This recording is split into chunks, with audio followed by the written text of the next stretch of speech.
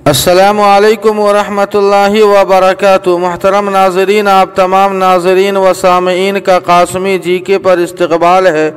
नाज़रीन, ये ख़बर सुनाते हुए मुझे ज़ाती तौर पर खुशी हो रही है और आप तमाम नाज़रीन व सामईन को भी खुशी होगी।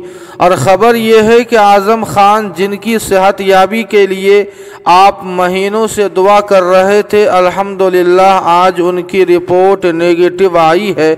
अब उनकी तबीयत ठीक है, ICU से उनको मुंतकिल किया जा रहा है। लेकिन नाज़रीन, फ़िलहाल डॉक्टरों की निगरानी में उन्हें रखा जाएगा। मैदांता अस्पताल के डायरेक्टर डॉक्टर राकेश कपूर का बयान है कि डॉक्टरों की मेहनत और दवाओं की वजह से आज उनकी रिपोर्ट नेगेटिव आई है, लेकिन अभी उन्हें डॉक्टरों की निगरानी में रखा जाएगा।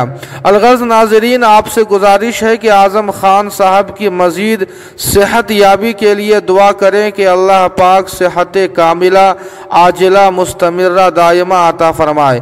जी हाँ नाज़रीन, आज़म ख़ान की सेहत के मुतालिक ये ख़बर अच्छी लगी हो तो आज़म ख़ान की सेहत के लिए कमेंट बॉक्स में दुआया जुमला ज़रूर लिखें। वीडियो को लाइक और शेयर कर दे। कासमी जीके को सब्सक्राइब कर दे। वस्सलामु अलैकुम वरहमतुल्लाह।